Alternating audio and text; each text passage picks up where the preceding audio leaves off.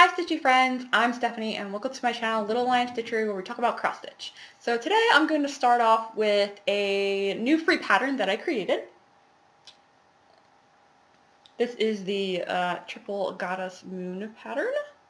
Let's find something to put behind it. Come on, there we go. Sorry about the cat hair, of course. Anyway. So, like I mentioned, this is cat hair. Link was laying on my cross stitch, of course, this morning. Come on, there we go. So yeah, just some little moons, and I haven't put it in a hoop yet. I started painting the hoop. Not sure if I want to go the paint route. I might do a fabric hoop instead. I think the fabric hoops kind of like work out the best. So I started painting it, and I was painting it to look like a moon, so it was like I used silver metallic and white, and I was kind of trying to make it look like a moon, but I don't know, it didn't really, I wasn't a fan, so still trying to consider how to, but yeah, it's very, very cute. It will fit in a 3-inch hoop, and again, so you can find it, the free pattern, on my website at littlelionstitchery.com.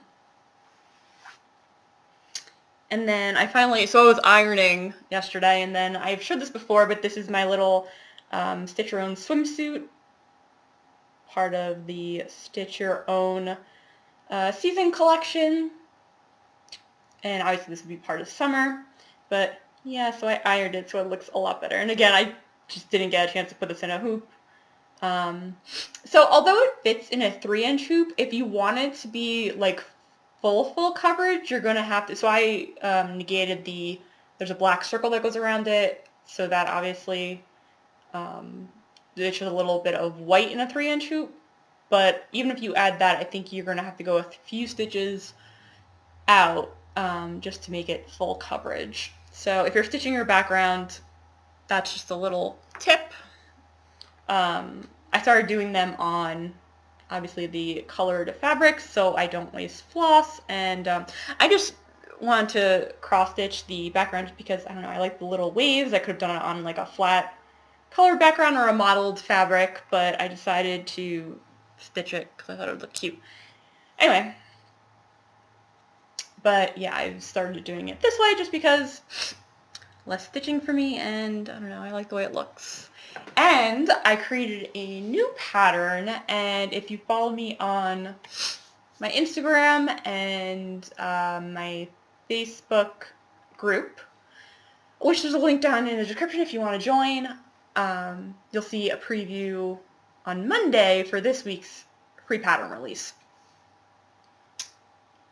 Okay, so whips.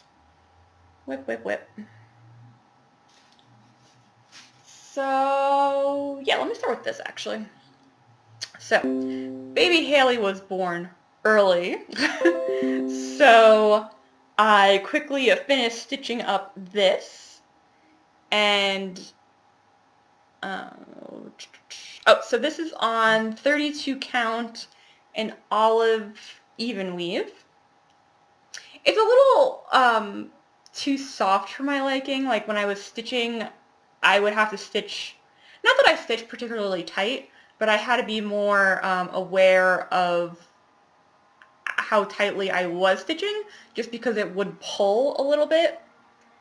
So not the biggest fan, but I bought, so I bought this on Etsy, and I bought this navy color also by the same seller. And I feel like this blue color didn't stretch as much as this olive color. And then I was looking at it and I'm like, maybe I should have done it in white so it would have been nice and crisp and clean, for a baby, but it is what it is. I like it. I think it's very cute. So all that's missing is just a little bit of back stitching and the beads. So I just did, because I wanted to wash it and iron it before I added my beads. And then there was some parts where I just didn't feel like counting to add the backstitching because it's only around the beads. So I'll add the beads first, then I'll add the last bit of backstitching. And later we are going to my grandpa's house, and my grandpa has the frames I bought from Goodwill. I think I talked in a little bit about a previous video. So I get a lot of my frames from Goodwill. I try to go on dollar days, so I get like a crazy, huge, beautiful frame for $1. Actually, today's Sunday. Maybe I should go. It's only on Sundays, so I like to get my framing from there, and then I might, maybe I'll do a video of how I like to frame. So anyway, I just have them stashed at his house for now. So we're going over later, and I'm going to grab one of the frames, and I think I'm going to spray paint it, and I will show you guys next week what that looks like. I don't know if I'll get the framing tutorial up. I'm trying to think if I actually did a... so I try and film a lot of my videos, and then sometimes I do a voiceover, so I'm trying to think if I actually shot video for it. I don't think I did. But yeah, so what I'm going to do is I'm going to use the pinning technique, which is my favorite, on some foam core, and then so I like thrifting frames because usually you can find professionally framed pieces, and all you gotta do is take the art out. But the reason you want that is because the rabbet of the frame, which is kind of like the depth of the frame, is thicker. So usually when you go to like Michael's or Target or wherever to get your frames, they're for photos or digital prints or what, basically, you know, however thick that is. Not very thick, obviously. So it's very hard to fit cross stitch in there unless you do things like take out the glass. You can do the, what is it called? The lacing technique on either mat board or backing board, and that'll create less depth, I guess, to your framing. But like I said, I like pinning. I just think it looks way nicer. And actually, I hope he has, so the other thing you need to know about your mirability is if you're using glass, which I'm going to be using glass for this. Again, sorry, I'm probably going to go over this all next week, so it's a little bit more clear. But I also need some, so you're going to need spacers. Spacers are pretty expensive. So I think what I'm going to do instead is get square dowels and use those as my space. So I'll paint them white or whatever color to match my frame, and I'm going to use those as spacers. And that should create enough space between the glass and the cross stitch, you know, when all the beads and stuff are getting attached. And like I previously mentioned, I'm going to be using the flowers. So she has some flowers on her that I couldn't, and of course, where are they? There they are. Because I changed the colors, and I will leave the colors that I used down in the description. I'm pretty happy with the way the colors turned out. Like I said, I think I would have changed her wings to be slightly like have a bluish hue if I had used white as a background. I'm not sure, but let her. I think it's pretty, and it's gonna look so pretty. I'm not sure if I want to use matte yet. It depends. When we go over today, I'm gonna figure out if I have space in the frame to use mat board, just to see how close it is to the edge and whatnot. And if I am using mat board, I have to figure out where I'm going to get some mat board. Because, so I think I've asked the Michael store before, but I don't know if, let me know in the comments if you've gotten just like mat board or some glass cut or, you know, just part of framing from Michael's, or if you go to a framer for that. I might, you know what, I might hit up my framer and ask her if I could just get some mat board. Because I don't want to buy, well, first of all, I want to see it in person to make sure the colors match or the colors look good together. And then I don't feel like buying a bulk, like an assortment of different colors. I just want to buy what I want, pretty much. And it might end up being more expensive, obviously, but I don't mind that. But I don't think Michael's does that. I have to go to Michael's and see. Because I have a Michael's right down the road, so it's kind of just convenient for me. But I will ask them if they do that. My other concern with that is I don't know, they have some samples, and whoever cut the mat board for that was terrible because, I don't know, it's just like they cut a double mat, but it's like way too close together, and it just does not look good. So I actually like cutting mats myself. And then, so these are the flowers I'm using. They're like little aluminum flowers. I don't have like a, they look like this. There we go. Oh, look at that. It's working so well. But, oops, there we go. And they're just like little aluminum roses. They're so pretty. And then the beads I got pretty much match this. They're like a dusty pink, and they have a little bit of that metallic sheen. So I don't know. It's just gonna look really, in my opinion, gorgeous together, and I'm very excited to finish that up. So hopefully I will finish that for next week. I'm getting ahead of myself. I might just actually just get the beading done. So who knows for next week. But I'd like to get it all framed and done and gorgeous. I'm also seeing a friend of mine next week, and I did, well, his baby is 2 right now, so when, you know, the baby was born, I did a cross stitch for him, and I just haven't seen him, so I also have to frame that. I have to do a lot of framing. So anyway, so this is, did I not, anyway, this is the Letters from Nora, part of the Letters from Nora series. By Nora Corbett, and obviously it's the letter H. So she has 2 in the letter series, or 2 letters, like, series. Anyway, she has the Letters from Mermaids, which I've done before, and she has the Letters from Nora, which are the fairy version. So cute, so cute. Ah, I can't get over it. I'm so excited. Oh my god, I can't wait to meet his baby. She's so cute. Obviously, they're still very much on high alert, and they're probably not going to have people visiting, so I might just ship it to them. Yeah, and that was on 32 count in olive on Etsy, like a fabric that I got on Etsy. And so this is, I'm getting close to finishing. I mean, it's not like you could have a wedding, or, I mean, I guess you could, but the wedding is at a set date, and I know what date I'm aiming for. Like I said, the baby came early, so nothing I could do about that.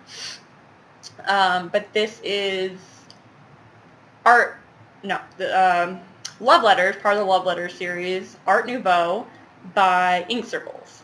And it was a sampler with the alphabet, and I just customized it to be a wedding sampler. And I finished this heart, and then I'm just adding the leaves that go in the middle of it. And then, so I have a few things I have to finish. I just have to add the highlight in here. It has that darker blue, like this part up here. You see how, this darker green has this blue up here. I just have to do that in here, and then make it match over here, and then I have to add this green vine, and then I just have to add the vines on the sides here. And then I should be done and framing that for next month. Their rain date is mid-month, so I gotta hurry that up. Yeah. And this is on 28 count even weave, the Artiste brand by Hobby Lobby and Zweigart. And then the colors I'm using are just the DMC conversion. I believe the DMC conversion was listed with the pattern. I have to look that up. Or if I just looked it up, a conversion of the Classic Colorworks. Like I said, I believe it was listed with the pattern. Anyway. Yeah, so the colors are really pretty. I think it's looking real nice. And yeah, hopefully I will get that done. Lots of framing, lots of presents. Yep.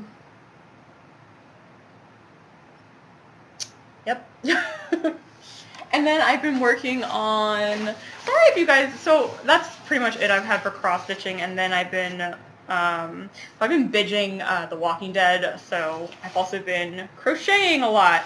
So this is pretty much almost done. I don't have that much, so this is a baby blanket for a secret someone that I'm not mentioning right now because it's super secret undercover secret stuff.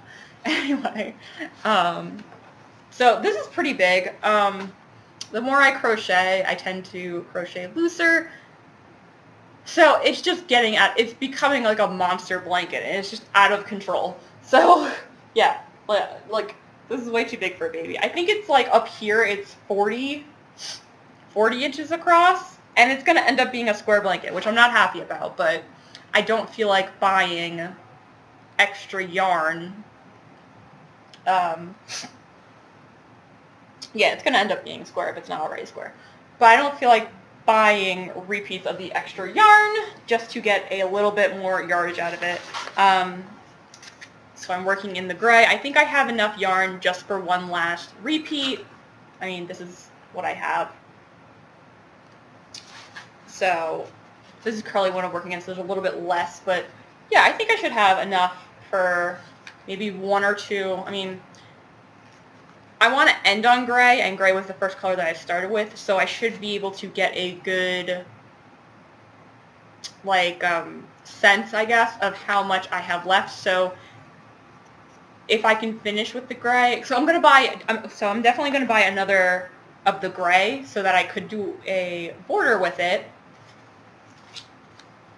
I don't think I'm going to be working on this much more, especially, I mean, when I run out, and this person isn't having their baby until May of next year, so I'm not really too worried about getting the colors. When I did go to Joann's to look at the colors, obviously they're going to be different dye lots, and this one, I was looking at the aqua, what it's called, Aruba Sea. Every time. Sorry, cat food timer went off. So I was looking at this, and it definitely looks a lot darker in store. So that's another reason why I just don't feel like buying extra skeins, however you pronounce it. But like I said, I'm just gonna make a border with the gray and call it a day for that. But again, I'm not in any rush, so I'll probably work on that until I run out, and then not worry about it until next year. But yeah, it's big, it's pretty, like I said, I like, when I've made baby blankets in the past, I usually tend to make them on the bigger side, and Mike's like, is this for a human or a baby? Because it would make a nice little, like, lopgan. But when I've made them in the past, sorry, I think I have to sneeze. Oh my gosh, sorry. When I made them in the past, I made them a little bit on the bigger side, and it was funny because when I would see this one friend, she would just be like, I love your baby blanket so much, because she would use it to cover herself when she was breastfeeding, and she was just like, it's nice because the baby outgrew all of the blankets that they had from when they were a baby, because baby blankets are small, so they can, like, it's something that they can grow into. I also know, like, depending on what you're using it for, like, obviously, like, receiving blankets and preemie blankets are very, very small. But, you know, when they're in the stroller or the carrier thing, yeah, I guess, like, the car, not a car seat, the car carrier. I don't know what it's called. Oh my god. Anyway, whatever. But like I said, they'll grow into it, and then it could also just be used as like a play mat. It's like thick enough that it'll be a nice play mat. I forget what it's called. I'm so bad at this. The crash pad was what it's called. Crash pad. Anyway, but yeah, so it'll be nice. It'll be nice. Like I said, pretty big for a baby, but whatever. It's versatile like that. I don't know. Do you guys like square baby blankets? What's up with that? I mean, I guess for swaddling, it makes it convenient and perfect and whatever, but I don't know. I'm not about that square blanket life. Weird. Unless you're making a lovey. Like, a lovey can be square, but I don't know. I know many of you probably agree, because, I don't know, square baby blanket is just weird. Sorry, I'm like fluffy. Alright.